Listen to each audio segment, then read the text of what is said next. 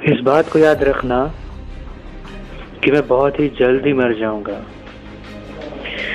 मुझे अपनी जिंदगी के बड़े निर्णय लेने में सबसे मददगार होते हैं, क्योंकि जब मैं एक बार मौत के बारे में सोचता हूँ तब सारी उम्मीद, सारा गर्व और सफल होने का डर सब कुछ गायब हो जाता है और सिर्फ वही बचता है जो आखिरी में जरूरी है। ऐसा कहना है दुनिया के सबसे प्रभावशाली एंटरप्रेन्योर स्टीव जॉब्स का, जिन्होंने अपने संघर्ष के दम पर वे मुकाम हासिल किया जो कि हर किसी के बस की बात नहीं होती। एप्पल कंपनी के को-फाउंडर इस अमेरिकी को दुनिया सिर्फ एक सक्सेसफुल एंटरप्रेन्योर, बिजनेसमैन और इन्वेंटर के रूप में ही नहीं जानती, बल्कि उन्हें एक विश्व के मोटिवेशनल स्पीकर्स में भी ऊंचा दर्जा प्राप्त है। स्टीव जॉब्स का जन्म 24 फरवरी 1955 को कैलिफोर्निया में हुआ था। स्टीव की मां कॉलेज में पढ़ने के दौरान ही स्टीव को जन्म दे दिया था और तब तक उनकी शादी किसी से नहीं हुई थी। इसी वजह से वो स्टीव को अपने पास नहीं रख सकती थी। उन्होंने स्टीव को किसी को गोद देने का फैसला कर लिया था।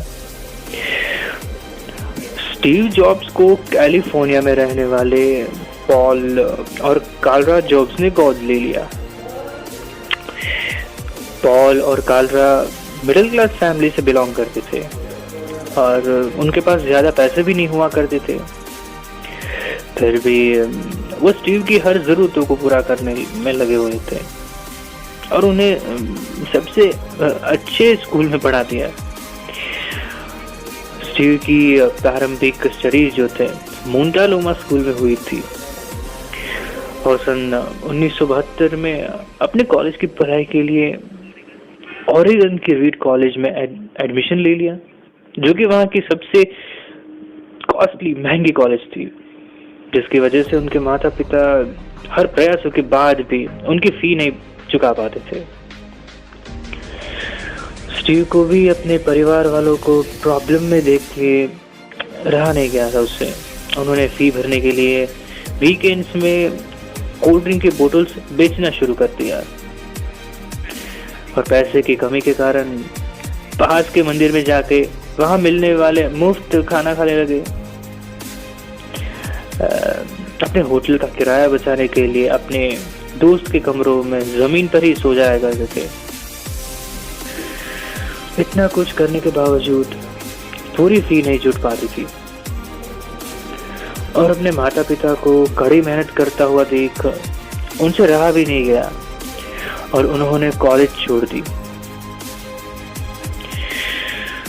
उसके बाद उन्होंने अपना पूरा समय अपने पहले से सोचे हुए बिजनेस पर लगाने के लिए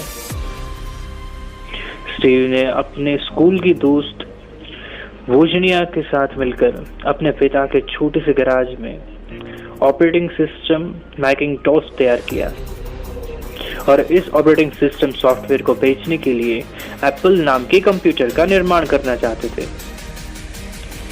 लेकिन पैसों की कमी के कारण वे ऐसा नहीं कर पा रहे थे। उनकी ये समस्या उनके एक मित्र माइक मर्कुल्ला ने दूर कर दी और उसके बाद सन 1976 में 20 वर्ष की उम्र में ही उन्होंने एप्पल कंपनी की शुरुआत कर दी थी।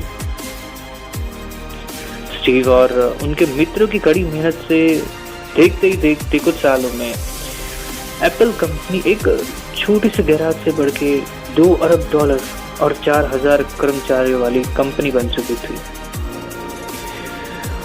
लेकिन स्टीव की ये उपलब्धि ज्यादा देर तक नहीं रही। उनके पार्टनर्स द्वारा उनको नापसंद किए जाने और आपस में कहीं सुने होने के कारण एप्पल कंपनी की लोकप्रियता कम होने लगी थी। धीरे धीरे कंपनी भी कर्ज में डूब गई, बैंकरप्ट हो गई, जिसके बाद बोर्ड ऑफ डायरेक्टर्स की मीटिंग हुई और उसमें सारे दोस्त स्टीव का ठहरा के सन 1985 में पूरी कंपनी से बाहर निकाल दिया। ये उनके जीवन का सबसे बड़ा दुखद, बहुत ही खराब पल था, क्योंकि जिस कंपनी को उन्होंने कड़ी मेहनत और लगन से बनाया था, उसी कंपनी में से उनको निकाला गया था।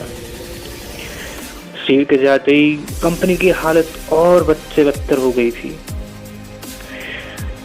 एप्पल से निकलने के कुछ सालों के बाद स्टीव ने नेक्स्ट इंक और पिक्सलर नाम की 2 कंपनियों की शुरुआत भी की थी।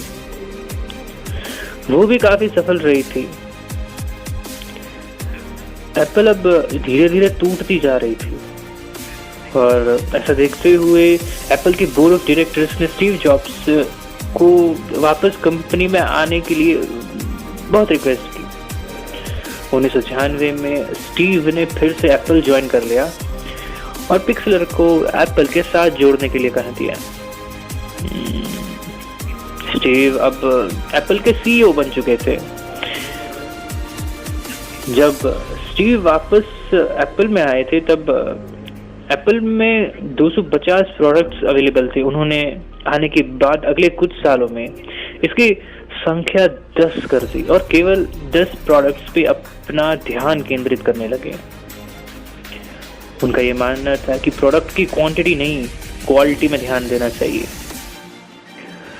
सन 1998 में उन्होंने iMac को बाजार में लॉन्च कर दिया था, जो काफी पॉपुलर हुआ। उसके बाद एप्पल ने कभी भी पीछे मुड़ के नहीं देखा और फिर iPad और iPhone भी लॉन्च कर दिए। 5 अक्टूबर 2011 को पैनक्रियाटिक कैंसर के कारण कैलिफोर्निया में स्टीव जॉब्स का निधन हो चुका था, लेकिन आज भी उनकी लोकप्रियता पहले की तरह ही बरकरार है। स्टीव का ये मानना था कि जो लोग इस बात को पागलों की तरह सोचते हैं कि वो दुनिया बदल सकते हैं,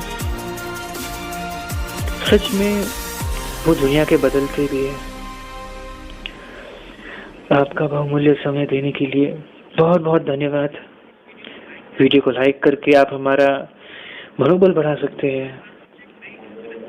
मैं इंस्पिरेशनल स्टोरीज, मोटिवेशनल स्टोरी लेकर के आता हूँ, पोइट्रीज लाता हूँ। अगर आप हमारे वीडियो को मिस नहीं करना चाहते तो चैनल को सब्सक्राइब भी कर लीजिए और कमेंट्स में कहानी कैसे लगी ये ज़रूर बताना।